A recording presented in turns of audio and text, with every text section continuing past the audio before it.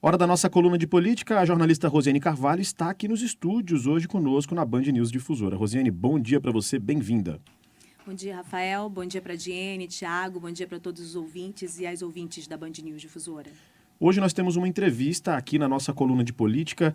O governador do estado do Amazonas, Wilson Lima, cumpre a agenda nos Estados Unidos, esteve em Washington para participar da Conferência dos Governadores pelo Clima, a Força-Tarefa dos Governadores pelo Clima, e também em Nova York para participar do LEAD, que é um fórum de investidores. A gente vai conversar nesse momento, ao vivo, com o governador Wilson Lima, que fala diretamente dos Estados Unidos, em Nova York. Bom dia, governador. Seja bem-vindo aqui ao Band News Manaus. Obrigado pela gentileza de ter tempo aqui para falar conosco e prestar esclarecimentos à população. Bom dia, Rafael. Bom dia, Diene. Bom dia, Rosiane Carvalho. A gente está aqui à disposição. Estamos fazendo uma agenda aqui pelos Estados Unidos, uma agenda voltada para a questão da sustentabilidade e com o objetivo de atrair investimentos para o estado do Amazonas. Muito bem. Quem está acompanhando pela live no YouTube pode ver que o governador está nos Estados Unidos, falando diretamente de Nova York conosco. E a gente vai falar, claro, sobre essa agenda, uma agenda para apresentar o estado do Amazonas, atrair investimentos. E eu deixo para você iniciar aqui, fazer as honras, já que você assina esta coluna, Rosiane, por favor. Obrigada, governador Wilson Lima, por essa entrevista exclusiva, interrompendo rapidamente uma agenda que o senhor tem agora de manhã, outra reunião importante. Eu vou começar a minha primeira pergunta, destacando a manchete do Jornal A Crítica de hoje. O Jornal A Crítica traz na sua manchete a seguinte afirmação: o Wilson defende Zona Franca de Manaus e Amazônidas em Nova York. Tem a foto do senhor na abertura do evento do LEAD. Eu queria saber do senhor quais foram as pautas principais neste evento do LEAD e nas outras reuniões com empresários que o senhor está tratando nos Estados Unidos neste momento. Especificamente aqui em Nova York, essa semana toda é dedicada às relações entre Brasil e Estados Unidos, então há uma série de eventos paralelos e de reuniões bilaterais que estão acontecendo. Na reunião que eu tive ontem do LEAD, ela reuniu 8 governadores, estava presente o presidente da Câmara dos Deputados, o deputado Arthur Lira, o relator, inclusive, da reforma tributária, o deputado Aguinaldo, e aproximadamente 250 empresários americanos e também brasileiros. Essas reuniões e esse evento foi importante para mostrar um pouco do Amazonas. As pessoas conhecem a Amazônia pela copa das árvores, né, mas não conhecem suas verdadeiras raízes.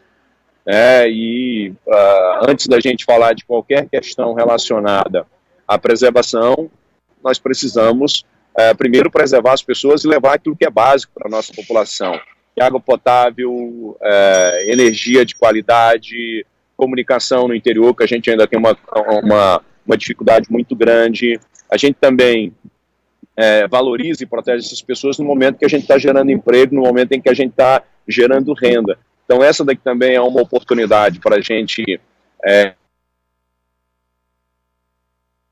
do Amazonas. Aqui a gente já fez uma série de reuniões paralelas com várias empresas, uma delas para fabricar diesel, querosene de aviação, que é um combustível verde, a partir de óleos vegetais. Estou tendo agora um café da manhã com uma das maiores, a maior produtora de celulose do mundo, que é a Paper Excellence. Estão aqui os executivos e o principal executivo está aqui. Já fiz a ele um convite, ele já se comprometeu a ir ao estado do Amazonas. Nesse café também participa Michel Temer, tive ainda há pouco uma conversa muito interessante com ele. Está aqui também o ex-senador da República, Cássio Cunha Lima. Enfim, grandes autoridades, o ex-ministro Furlan, o João Dória, ex-governador de São Paulo, e outros governadores, como o governador Helder, governador Casagrande do Espírito Santo, autoridades e pessoas que são importantes na tomada de decisão do Brasil. Muito bem. A gente está acompanhando sua resposta aqui, governador. Em algum momento dá uma oscilada, uma falhada, mas deu para compreender a resposta, a mensagem que o senhor passou aqui para a gente, da participação de muitas autoridades, como o ex-presidente Michel Temer e muitos governadores também participando dessa agenda aí nos Estados Unidos. tem mais alguma pergunta para emendar já agora, Rose? Tenho sim. Governador, qual a sua expectativa dessas conversas todas, dessa atração de investimentos do ponto de vista da Zona Franca e também do ponto de vista da realidade da região que nós estamos inseridos? O que acontece, Rosiane? As pessoas têm pouca informação sobre a Amazônia. Todo mundo sabe da grandiosidade que é o nosso estado, mas tem um dado que eles não conhecem. Quando eu falo que 97% do nosso estado é preservado, que esse é o estado mais preservado do mundo, eles ficam assustados, porque essa informação ainda não chegou até eles. Então, informações como essa que eu tenho trazido. Ontem eu tive em Washington, antes de ontem, perdão, estive em Washington. Lá eu tive uma reunião importante no centro chamado Wilson Center, em que a gente leva essas demandas, né, leva a realidade da Amazônia, que divulga-se um discurso mundo afora de proteção da Amazônia, mas na maioria das vezes essas pessoas não têm ideia do que é a complexidade da Amazônia, do que é as dificuldades que a gente enfrenta, do que são as dificuldades em termos de logística, o que são as dificuldades para chegar a serviços essenciais.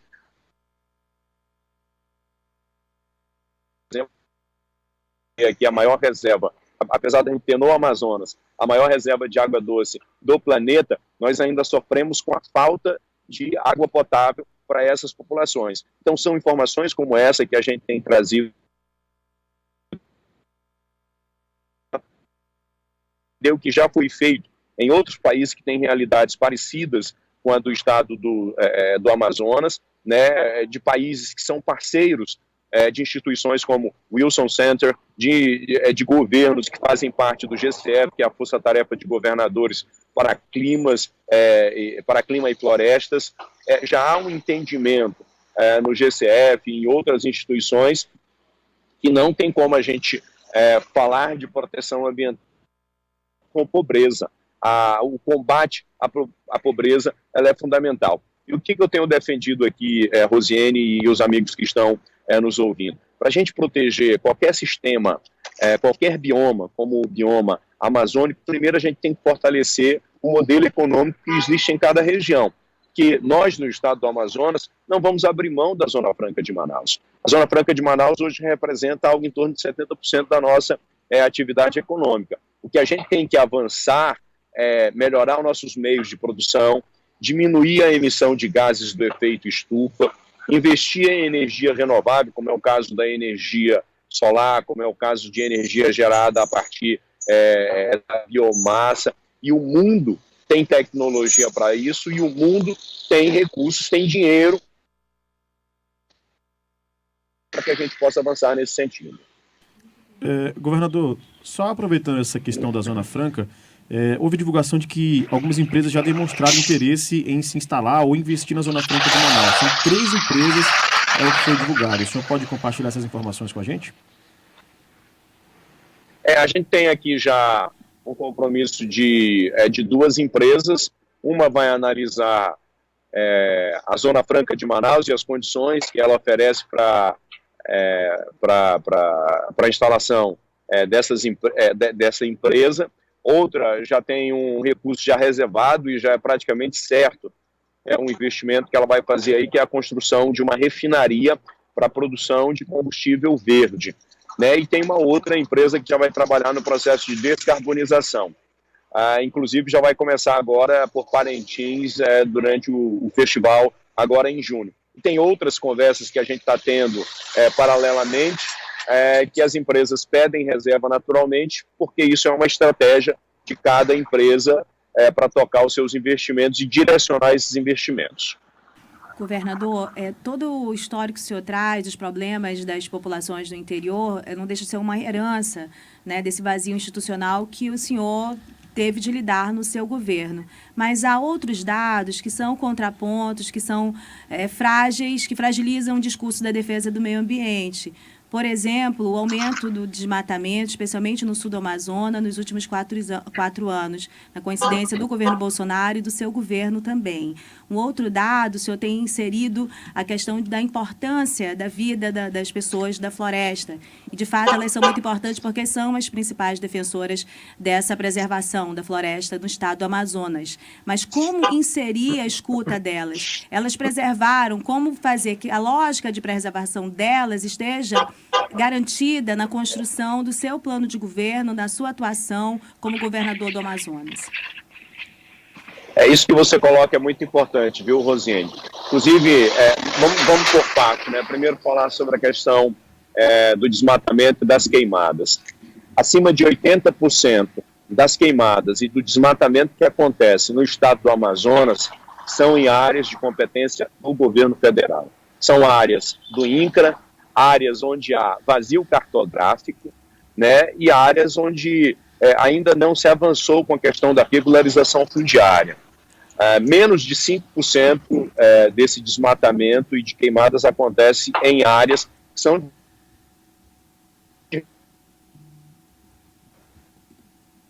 assim, ao governo do estado. Nesse primeiro trimestre de 2023, nós tivemos uma redução de aproximadamente 28% dos alertas de desmatamento. Então, isso é um avanço que a gente tem tido no estado do Amazonas. E aí, o que eu tenho defendido aqui e o que eu tenho questionado muito é que a gente tem esses problemas que são problemas históricos, de regularização fundiária, de zoneamento econômico e ecológico, de cadastro. Às vezes, um pequeno produtor tem que fazer o desmatamento da sua área para que ele não perca o período de plantação. E aí ele tem dificuldade de conseguir um documento de liberação ambiental porque ele não tem a propriedade da terra por conta da regularização fundiária. Mas ele precisa fazer aquilo. Ele não é um criminoso quando ele faz aquilo. Ele está irregular, ele não conseguiu um documento por conta da burocracia, por conta dessa dificuldade que é conseguir um documento, e não só no estado do Amazonas, mas no Brasil como um do Amazonas. A questão das licenças ambientais são um drama para quem é produtor. E aí o que acontece? Todas as vezes que falam de desmatamento no estado do Amazonas ou na Amazônia como um todo, colocam todo mundo no mesmo cesto, como se todo mundo fosse criminoso. E a verdade não é essa. O que a gente está fazendo, é claro que há a questão das atividades ilegais no estado do Amazonas, há a questão da grilagem, mas nem todo mundo é criminoso, nem todo mundo é bandido. A maioria das pessoas está trabalhando para tentar sobreviver e para tentar sustentar a sua família. E aí, para fazer, para proteger essas pessoas. Como é que a gente a segurança necessária jurídica para essa questão da regularização fundiária? E esse é um trabalho que não depende somente do governo do estado. Esse é um trabalho que tem que ser realizado em conjunto. Inclusive, já tive uma conversa com o João Pedro, que é amazonense, para que a gente possa, essa parceria, possa fazer um entendimento desses cadastros, tanto do estado do Amazonas, das prefeituras, do governo federal, juntamente com os cartórios, para que a gente evite situações como a gente tem presenciado ao longo de anos. Recentemente, a gente encontrou uma terra que tem 32 diferentes donos, cada um tem um documento, e esse documento passou no cartório. Então é preciso que haja um entendimento e um nivelamento entre todos esses bancos de dados para que a gente possa avançar em questões como essa. Olha, muito bem, governador, eu sei que o tempo está muito apertado, eu lhe agradeço, a gente até já excedeu o tempo que combinamos com o senhor, apenas 10 minutos. Chegaram muitas perguntas para o senhor, viu, governador, das questões daqui, dos profissionais, dos servidores públicos, da relação política. Então, eu acho que o senhor pode ficar devendo, no retorno, uma entrevista para a gente mais completa, da própria agenda que o senhor cumpre aí nos Estados Unidos e das outras questões importantes do governo. Eu agradeço e peço para o senhor situar quem está vendo pela internet, o local onde o senhor está dando essa entrevista. Eu estou aqui em Nova York, uma das principais avenidas. Nós estamos aqui no hotel em que está abrigando os governadores e as autoridades que participam do LEAD, né? Esse é um evento bancado pelo LEAD, né? Inclusive as despesas de hospedagem são bancadas pelo evento, e aqui do lado é onde a gente realiza o evento, e agora eu estou indo para um café da manhã aqui nesse hotel. Eu não sei aqui qual que é o nome da rua, verifica para mim qual que é o nome dessa rua aqui. 44. É a Avenida 44, né? Uma avenida também bem movimentada, que Nova York é tudo muito próximo, né? Em 10 minutos você consegue chegar nas suas agendas. E eu agradeço a oportunidade, Rosiane, de poder estar aqui, e conte comigo quando eu retornar agora dos Estados Unidos para eu ir aí na Band News para a gente conversar sobre vários assuntos, ter um tempo maior, falar sobre política, falar sobre a questão dos servidores públicos, enfim, falar sobre outras ações que o governo tem feito. Governador Wilson Lima, obrigado pela entrevista. A gente então combina e vai agendar, obviamente, essa entrevista, porque realmente chegaram muitas perguntas aqui na nossa live, no nosso WhatsApp. Eu sei que o pessoal vai ficar um pouco chateado, mas realmente a gente tem esse tempo mais limitado, a gente sabe dos compromissos aí. Na volta a gente conversa aqui no estúdio, quem sabe, para lhe receber e aí trazer esses esclarecimentos à população também. Muito obrigado pela entrevista. Um abraço a todos. Muito obrigado.